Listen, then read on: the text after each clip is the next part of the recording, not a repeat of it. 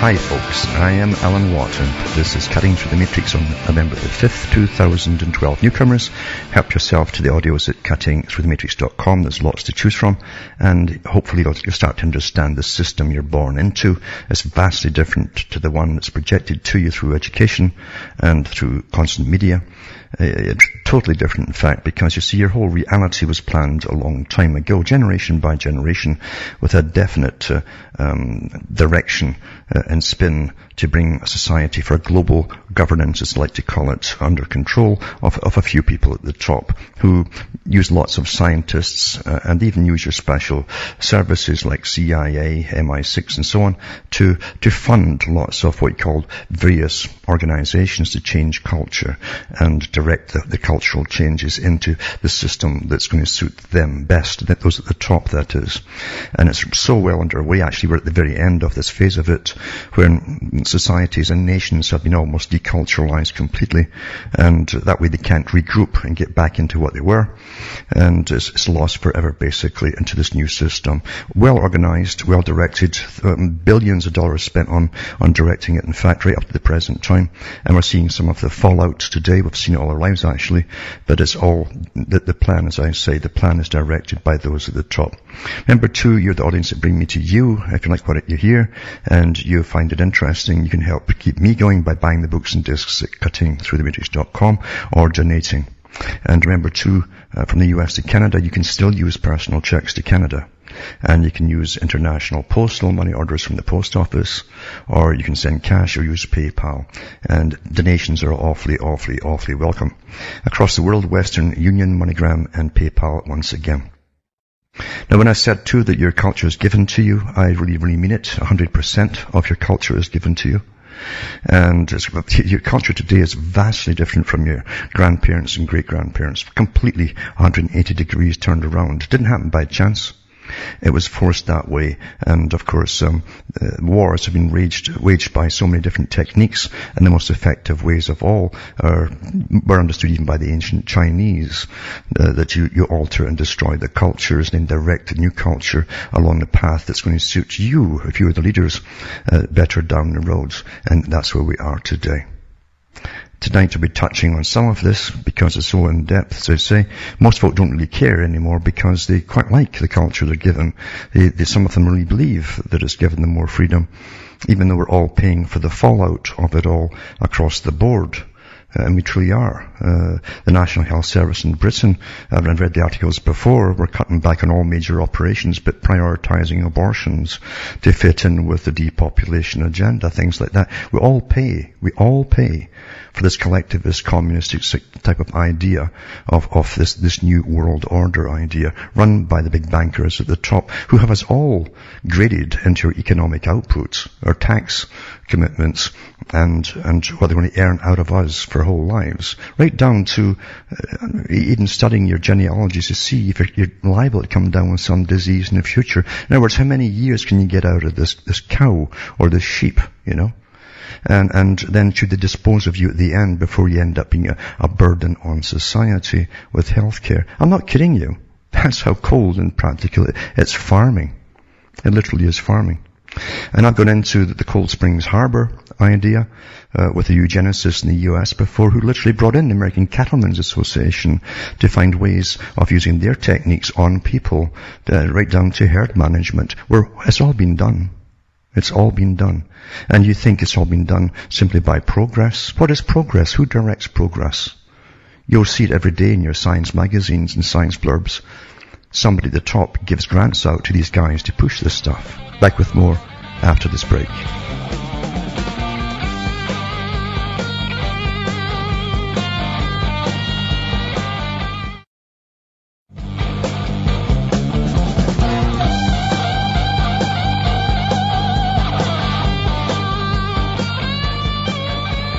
Hi folks, we're back. We're cutting through the matrix, and what a matrix it truly is. And it's beyond movies even. Some of the articles that come across daily for us to peruse and of course to download into our own brains. And we are altered by what we read too, there's no doubt about it, because those at the top give us the stories to read. Otherwise they wouldn't. Most of the reality is not given to you at all to read. But however, they toss out the stuff like Jimmy Savile, as I've talked about before, because I guess it's time to bring it out, to even see, because they probably know how the public will be affected or unaffected by it. In fact, we're so far down the tubes of contamination ourselves, by cultural contamination, by the very organizations like the BBC who have been poisoning the people for an awful long time. And it wasn't happenstance either. As I say, it's not progress. It's an agenda, a definite agenda, well documented too if you know where to look. But now they're coming out and talking about Jimmy Savile and the Yorkshire Ripper, they called him, who also killed a lot of people in Leeds apparently. But it says here that it sounds crazy. It's something out of a movie or beyond a movie. It says that Jimmy Savile has been sensationally linked to the Yorkshire Ripper serial slayings, and it says the mass killer Peter Sutcliffe, that's his name, murdered third victim Irene Richardson yards from the paedophile DJ's penthouse. It was about 20 yards away from Jimmy Savile's house. One of the bodies was found apparently. Regular Broadmoor visitors. Savile, he visited this mass murderer. He seemed to visit. He had keys everywhere, didn't he? He had just access. That tells you, you see, it's not going to go any higher because there's much bigger powers above Savile that used Savile as a procurer for themselves. But anyway, Savile befriended Sutcliffe after the Ripper was moved to the secure hospital for his slaughter spree. And Professor David Wilson, a top expert in serial killers, believes police should now investigate where the hideous, sinister bond developed before, Sutcliffe was even caught. So maybe they were at it long before.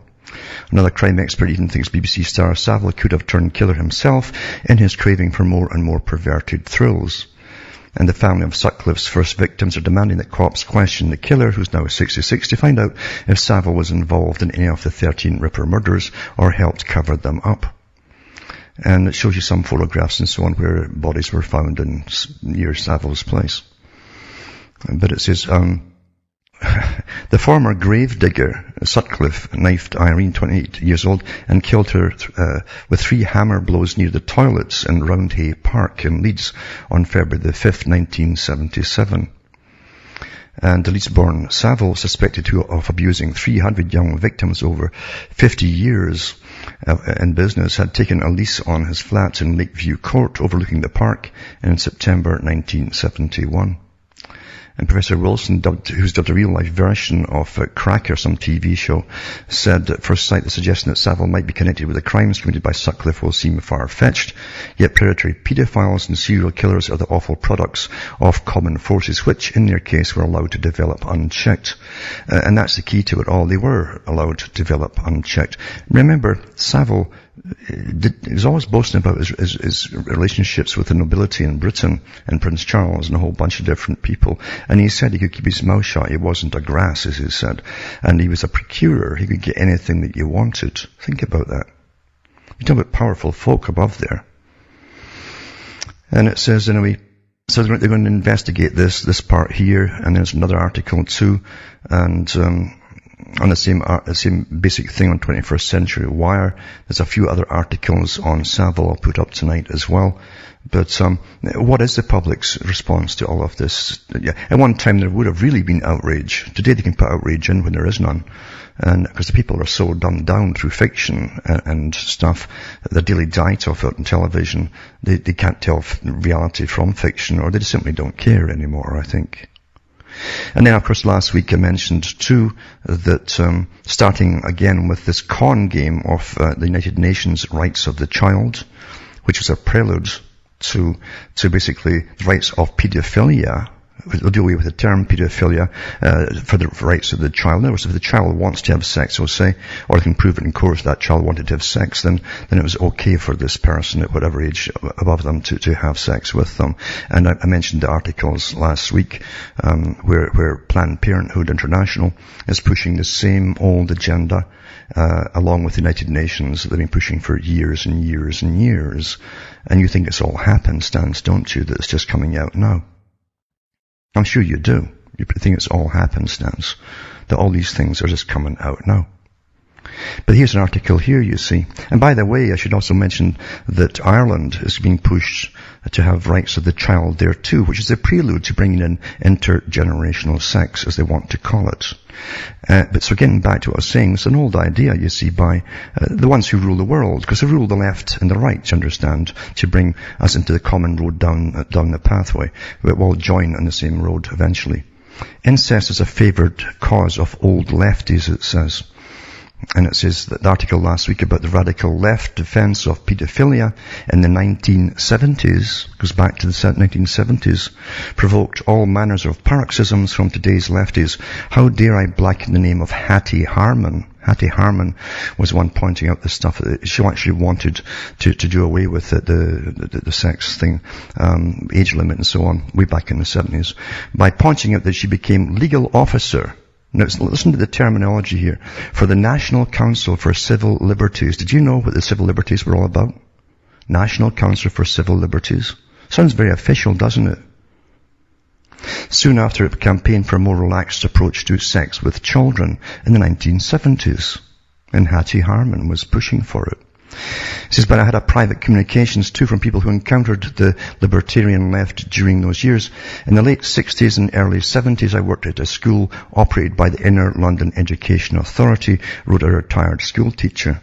The teachers there were all Maoist or Marxists. They preferred to call it Maoists in those days. They were supporting an initiative to lower or abolish the age of consent, which they said was just a way for the upper classes to keep the working classes in their place. According to them, children were sexual beings. It's actually right out of this same terminology is being pushed by Planned Parenthood that I mentioned last week, who had a right to express their sexuality. I was one of the few parents on the staff and said that this was just an excuse for dirty old men to abuse children, and I was told that I was brainwashed and bourgeois. Another correspondent asked me to take a closer look at the National Council for Civil Liberties, it says. It's his report on sexual offences, 1976, which argued for a fundamental rethink on the subject of incest. Yes, you read that right. Decriminalising incest was one of the pet causes of the brothers and sisters of the extreme left, represented by the NCCL, National Council for Civil Liberties. This is from its 1976 report. For hundreds of years, the crime of incest has given rise to such intense feelings of revulsion that public discussion on the subject has often been ill-informed and irrational. Note the distinctive finger-wagging. The present-day case against incest is firstly that genetic damage may result in the offspring, and secondly that an incestuous union is disruptive of the union of the family. Fortunately, the NCCL was on hand to brush away these Fausty prejudices. As his recent studies didn't support the idea that incest caused genetic damage, it said, and it is in contradiction to the practices of successful animal breeders. In any case, the advent of reliable contraceptives and safer abortion weakens this argument. So if a man has sex with his sister, he should use a condom or arrange for an abortion. You understand, you're looking at the pillars getting knocked down, and they're already knocked down back in the 70s to do with even abortion. So you just go for the next step and the next step and the next step. As for the effect of incest on families, incest is not the cause, but one symptom of a disrupted family. In our view, no benefit accrues to anyone by making incest a crime when committed between mutually consenting persons over the age of consent. An age of consent which the NCCL wanted to lower to the age of 14. Incidentally, though, only to placate public opinion, because they actually want it abolished. It's both logical and consistent with modern development to suggest that the age of consent should be abolished. The NCCL is now better known as Liberty, and run by, guess who, Shami Chakrabarti, Chancellor of Oxford Brookes University and secular saint of the Guardian and BBC conglomerate. I'd be interested in her take on this chapter in her organizational history. Has anybody thought to ask her, because she likes to talk? But what happened to the woman who was General Secretary of the NCCL when these stomach-churning views were expressed? Did she retreat into the grumpy subculture of aging Marxists? Not quite like a number of Callaghan-era hard leftists, that was the Prime Minister at the time. She reinvented herself as New Labour loyalist. Indeed, the Right Honourable Patricia Hewitt, for it was she served as Secretary for State for Health from 2005 to 2007. To be fair, I don't recall her saying a single word about incest. So, You see, there's only one agenda in every area. There's a particular agenda which has never ever changed. It doesn't change with time because you see, these boys at the top are changing time. They're changing everything. They're changing your culture and how you behave and how you'll view everything in your time, you see. By knocking down the barriers. Knocking, eventually there's nothing left to knock down. And you think it's all just developing and it's got nothing really to do with you, don't you?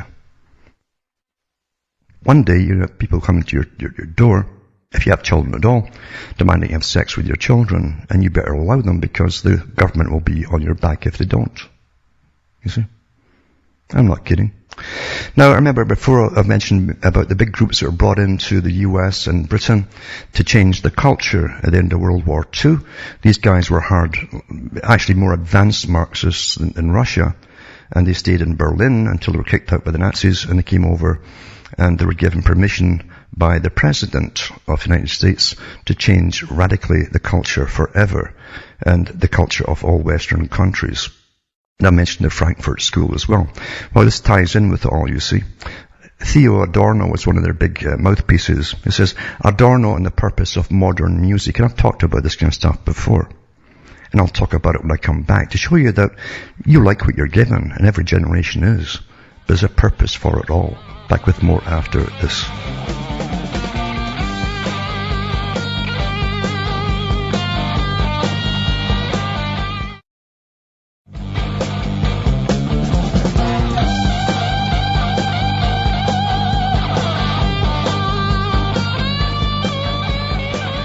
Hi folks, I'm Alan Watts. I'm talking about culture and how culture is always directed step by step, intergenerationally, down to where we are today. And planned an awful long time ago, written about a long time ago, and the boys, big boys, do what they want. They always achieve their goals because there's incredible money put into the culture industry. Understand? The CIA has been heavily involved in it. I've read articles before from books put out on the culture industry and their involvement in changing post-World War II culture especially, but the same group who were involved in making it happen were brought over from Germany, and even before World War II they were trying to change Europe's culture then, the same people. And they've been awfully successful up to the present time. They've achieved most of their goals, only a couple left. It's not far from achieving all of it. In fact, to have a completely dependent, dysfunctional public. Now, I've mentioned Theo Adorno on many occasions, his head was up in the clouds there. These were really psychopathic types of intellectuals. And that's a type of intellectual which is actually psychopathic, for those who didn't know that. They're in love with their own mind, in love with their own thoughts, and they really think that everyone is holding their breaths when they speak. And they are a type of psychopath. And he and his whole group were involved in changing the cultures and paid by you, the taxpayers, to do it. They brought in the beatniks before pop music, and they tried drugs at that time as well, all over Europe and the West. And then they brought in the pop culture. And they brought in also what you call modern art, for those who don't know. That was all funded by your tax money and the CIA. Well documented by people in the CIA. But anyway, here's what Theo Adorno says on the purpose of modern music. And remember, your President of America and the Prime Minister of Britain gave this group permission, working with Bernays and others, to radically alter the culture of these countries. Remember, even all these NGO groups today will get your taxpayers' money to fund them if they can prove that they're for radical change. Radical change. I don't like the article I read, the last one I read about paedophilia, doing away with the term paedophilia. That's radical change, understand? Here's what Theo says. What radical music perceives is the untransfigured suffering of man. And according to today's music, I'd say so. It says the seismographic registration of dramatic shock becomes at the same time the technical structural law of music. It forbids continuity and development. Music language is polarized according to its extreme towards gestures of shock resembling bodily convulsions on the one hand, and on the other towards a crystalline standstill of a human being whom anxiety causes to freeze in her tracks. Modern music sees the absolute oblivion as its goal. Think about that. This is the guy who was given charge of the main part of the culture industry and music. And this guy knew the Beatles, he knew them all, he owned their music for a long time, in fact, till he died, and then Michael Jackson bought over the rights to the music, remember. But he says, modern music sees oblivion, absolute oblivion as its goal. It's a surviving message of despair from the shipwrecks. It's not that schizophrenia is directly expressed therein, but the music imprints upon itself an attitude similar to that of the mentally ill. Think about what you've heard recently, the last, 15 years. The individual brings about his own disintegration. Now remember, these guys talked in what they thought was a science, a very advanced kind of Marxist science, to disintegrate the individual into the whole. So you have everyone disintegrating, and then the big leaders, the intelligentsia, would control all of you through governmental institutions, which has happened. He imagines the fulfillment of the promise through magic, but nonetheless within the realm of immediate actuality. Its concern is to dominate schizophrenic traits through the aesthetic consciousness. In so doing, it would hope to vindicate insanity as true health. Complete reversal, you understand? Complete reversal. To vindicate insanity as true health. Think of all the music you've heard over the years. And you thought it was all done by, this young guys just screaming and yelling. Down to rap. It's all funded into existence. Nothing gets into existence without massive funding. And if the doors are closed, you don't get up there. It doesn't happen. Adorno argued that there must be a total disintegration of post-war European and American society to defeat authoritarian impulses within society, and that all forms of beauty had to be eliminated and replaced with popular music and degenerate forms of mass culture.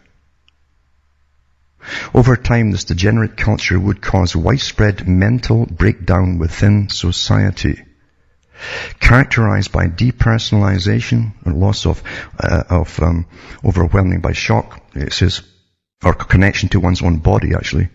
Hebephrenia, which is a very immature behavior, which stays there all through your life, which Adorno defined as the indifference of the sick individual towards the external, and catatonia, which is a similar behavior in familiar patients who have been overwhelmed by shock. Catatonia. I've seen all of that. You've probably all seen it all too with people on drugs. And necrophilia, he says. Adorno wrote, universal necrophilia is the last perversity of style. Universal necrophilia. Getting back to Savile, he had the keys to the mortuaries. He was going into the mortuaries. And that was all over the news, and there's not a gasp about it at all. Tonight I'll also put up an article from Poland where coffin manufacturers, big ones, big corporate one, is putting out nudes for their photographs, for the calendar, on the coffins. Make it sexy, necrophilic with coffins and death and all that. Back with more after this.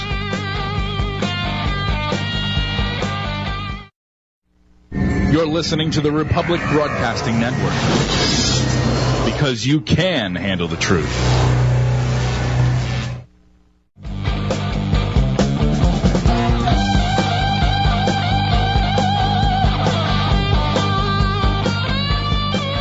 Hi folks, I'm Alan Watt. We're cutting through the matrix, talking about how we've arrived at this stage of basically nihilism, where big agencies and governments can control us all. Even the United Nations controlling us all over the world now through their NGOs and their think tanks and so on. All planned a long time ago, even when they had the League of Nations. So you're going way back, you see, same agenda, and to a long time to get to where we are today, where we pop elderly people into hospitals, and hospitals don't even tell you they're going to kill them, and they put them on these so-called care pathways and just bump them off. And it's okay, because economically beneficial to the country, apparently. You accept that. There's not a yawn. Everybody's yawning right now, probably. But getting back to these articles here. A Polish coffin company has angered the Catholic Church after producing a calendar featuring topless women posing with their caskets. It's not just topless, by the way. It's body paint they got on. That's all. The marketing ploy features semi-naked women in provocative poses and on and next to coffins made by the company Lindner, it's called. The Catholic Church has condemned the calendar, saying human death should be respected and not mixed with sex. Well, that's necrophilia, so Adorno's got his wish. We're right down there now. One image from the 2013 edition of the calendar sees a young woman with a snake covering her breasts as she reclines on a coffin. Makes death all sexy and corpses sexy. And another, a woman wearing a crimson corset is depicted as pulling out the heart of a man laying on a casket. Well, that would fit right in with the Yorkshire Ripper too, probably, and Jimmy Savile. And there's not a peep out the general public on this kind of stuff, because we're so degraded now. As I've mentioned before, that Yuri Bezmenov, that's one of his names, came over from the Soviet Union and talked about this back in the 70s. He says that they'd already succeeded. He says it was all over. They had no idea that deculturalizing the people of the West would be so easy and so quick. And it's all been done. So I'll put these links up tonight at cuttingthroughthematrix.com. And then you get into cancer expert who treated Molam brands of the Liverpool care pathways, the technique they're using across the whole of Britain, the most corrupt practice in British medicine. He says, I wouldn't be treated in a hospital here, says Professor Mark Glazer. And a senior oncologist accused the National Health Service managers to use the Liverpool care pathway in order to clear beds and reach their targets of elimination. We're all here. It's all been achieved so cleverly and slickly too. So the senior cancer specialist condemned the controversial Liverpool care pathway as a corrupt and scandalous system used to free hospital beds of the old and sick. He said the pathway used across the NHS as a way to ease the suffering of the dying is employed by the health service managers to clear bed space and to achieve targets that bring in more money to their hospitals. Professor who treated former Labour Cabinet Minister Mo Molam during her last illness said practices in British hospitals are morally bad medicine and that he would personally never be treated in a hospital in England. That's how bad it is now. And by the way, Obamacare is based by the RAND Corporation. I've got it here. The RAND Corporation said they looked at the world. They're copying the one from Britain. If you care at all about it. He says, I would go to America. Well, goodness knows it's going to come here too. Because I don't trust anybody, he said. He has removed dozens of his own patients from the NHS care pathway. That intervention by Professor Glazer, consultant oncologist at Imperial College Healthcare National Health Service Trust, comes at a time of growing concern over the Liverpool care pathway. A centerpiece of the National Health Service program for end-of-life care that involves removing life-saving treatment, so you just refuse it to you, from patients considered to be dying, even if you might be dying 2 years down the road, by the way, or longer. Pills and the stuff that you eat, no, that's it, this is starve you. Commonly, patients are heavily sedated and tubes providing nutrition and fluid are removed. Typically, a patient dies 29 hours after being put on the pathways. They also give them drugs which causes inhalation pneumonia, by the way, because I've got lots of emails from people who've had relatives going into it in Britain for simple things and not even being told they were put on the pathway as soon as they were admitted. It says, but families have complained that loved ones have been put on the pathway when they're not dying, and senior medical figures have said it's impossible to predict when a patient will die. Well, technically, a brand new baby with all these years ahead of it, you don't know when it's going to die. See how they're using terminology to confuse folk. Leading doctors opposed to the pathway have said it hastens death, and that putting a patient on it is a self-fulfilling prophecy. Well, they're killing them. Doublespeak is beautiful, isn't it? I mean, it's easier if you went into Holland. In Holland, they simply say they've got euthanasia clinics. And if the government deems you a problem, a burden on society, and even these euthanasia clinics, the private ones won't kill you, the government will have a little white van come up to your place and they come upstairs and kill you. I've read the articles here and there. At the weekend, Health Secretary Jeremy Hunt promised to reassure patients by making it a legal requirement for doctors to inform families when a patient goes on the pathway and to obtain their consent. Who would have believed the hospitals would even go into this at one time? Everything's degraded and degraded and degraded. Anyway, he's expected to announce changes to the rules today. But Professor Glazer says it wasn't enough. The 67-year-old consultant who was in charge of radiotherapy at Charing Cross Hospital, West London, said, I'd like to see a whole inquiry set up to look at patients with incurable diseases and how patients can be managed within a time limit from the beginning of their pathway to really good pain control and symptom control at the end of the pathway. You can't just be guided by admission rates and targets, he said. There's nothing more intransigent and corrupt at the moment in medical practices says at the hospital pathway movement. It says, it's not really active or passive euthanasia. It's negligence. It's death by, well, it is euthanasia. What's the difference than shooting somebody or sticking them in a room with no food or water? Of course it's euthanasia.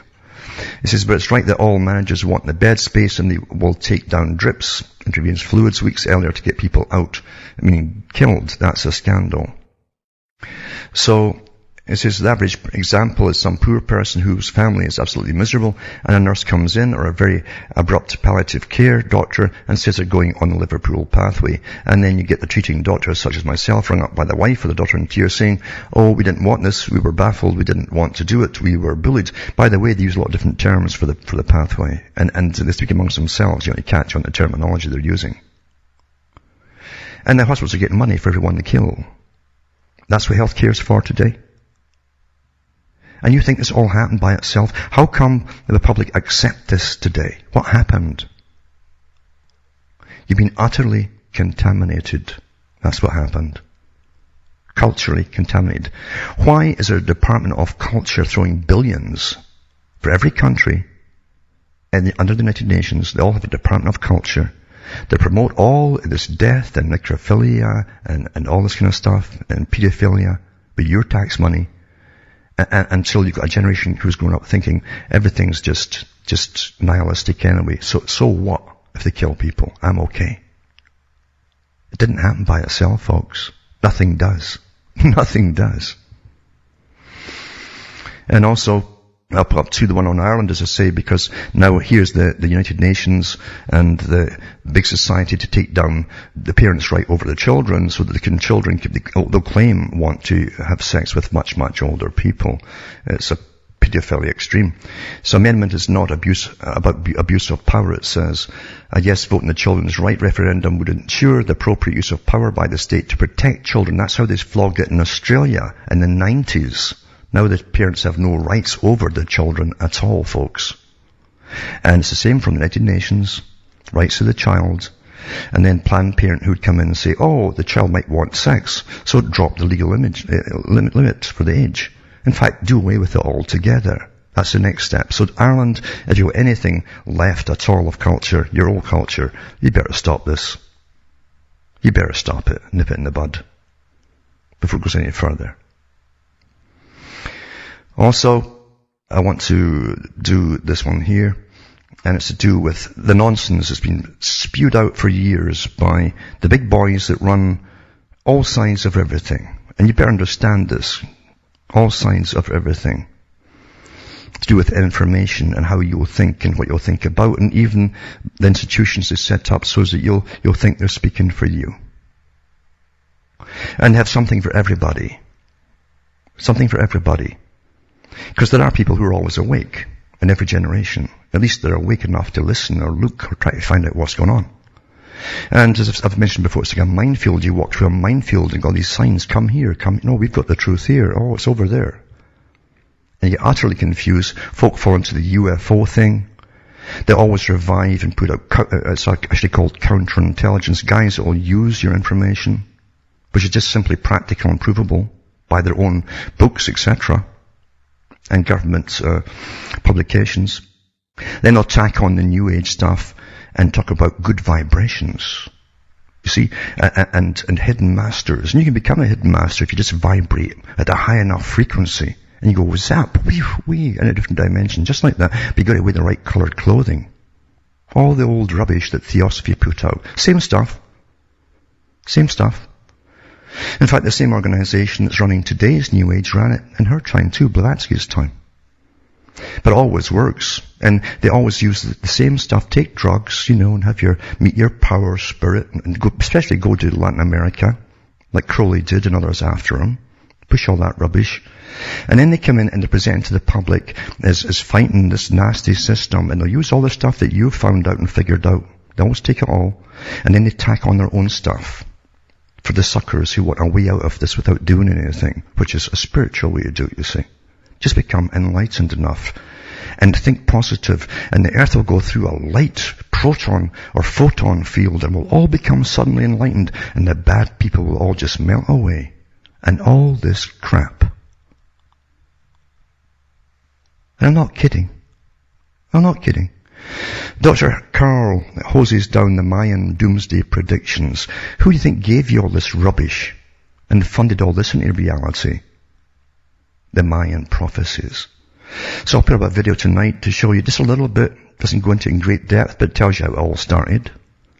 And the guy that they put out there is a front man too, just like many present day front men who are doing the same thing and paid by big organizations in their own countries to do so, to con all of you. And it says, Dr. Karl Kruszel-Linsky, it says there's no reason to think an ancient Mayan calendar correctly predicted the world will come to an end on December the 21st, 2012. But he actually goes through the rubbish they give you. And the photon belt stuff, the high vibrations, and just wear the turquoise suit with little stars on it, stuff like that, you know. For the idiots out there. And then when you talk the truth about what's happening like tonight, reading articles, you're lumped in with these nutcases, you see. That's counterintelligence. That's how you knock off the truth. Counterintelligence. So when you hear that stuff getting pushed, you know what you're listening to, and by whom. I hope. I really do hope. As I say, even Aleister Crowley, the MI6 had to eventually admit that he belonged to them. To push all his tripe at that age as well. Now, also, China, you know, this is supposed big communist country. The biggest communist capitalist ever in the planet. They've got a fantastic slave population that better do what they're told to mass produce things for all the fascists in the West. You can't get your mind around this, can you? This fascist communist thing, this great big partnership. You just can't get your mind around it, can you? You see, the United Nations said that China is the model state for the world to copy. Do you want to get stuck in a factory locked in, getting a few pennies a day?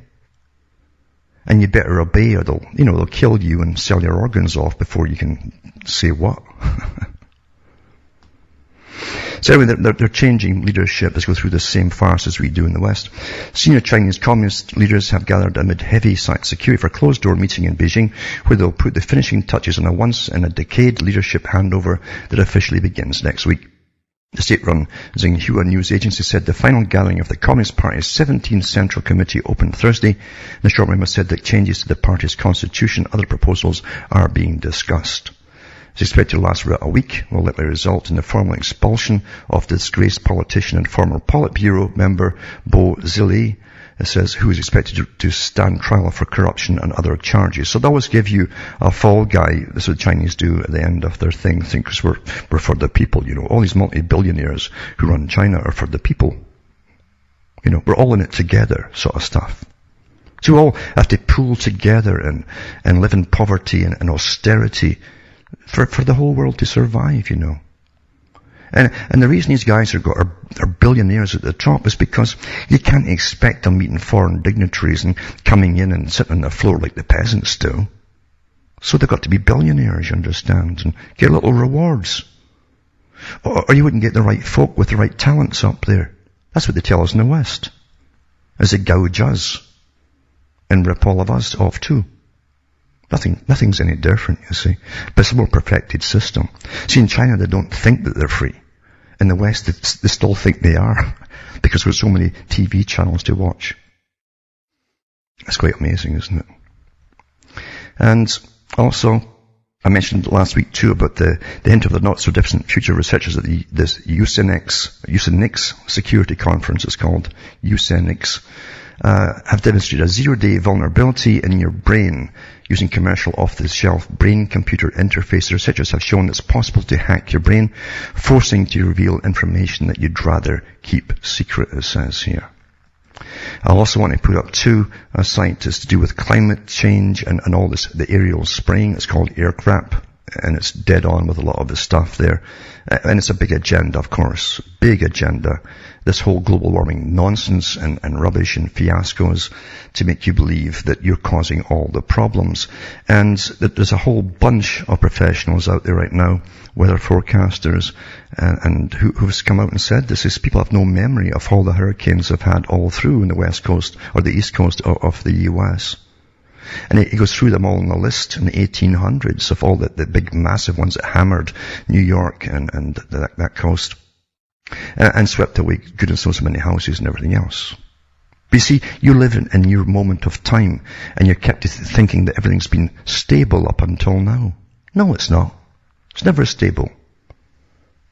And even when they're pushing and trying to make hay of this by forbidding folk to go into help in New York, you know, there was hundreds of vehicles came down from, it was a big company in North Carolina going down there to help the US, big electrical company. And they weren't allowed to get in. It's before the storm hit, because they knew all the power lines would come down. The Duke Power Company. Lots of them flying down there, just like a train load of them all going down the roads. These trucks going down to help, but FEMA turned them back. See, they want to make hay and show up everything that happens now as a massive catastrophe, and you've all caused it. It's all your fault. And then you have to say, oh my God, save us, special people. And I say, well, we will, but you can't live like you've been living up until now. Got to change it all. So that's why they're playing up massively. And they'll milk it for as long as they can. And so the guys who own New York, because of all the federal funding, the longer they hang out, the more money will get thrown at them. Some of it might get to where it's supposed to go. You know how New York is. Back with more after this.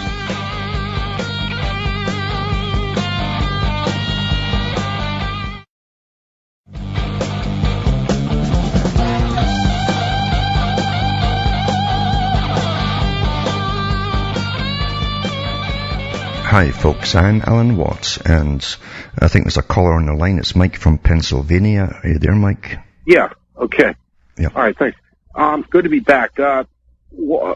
Just one thing quick. Don't vote tomorrow. Donate to the show instead.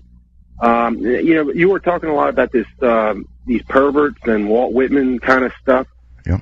And the culture, I always say the culture's stupid. For years, I've been not so much the economy.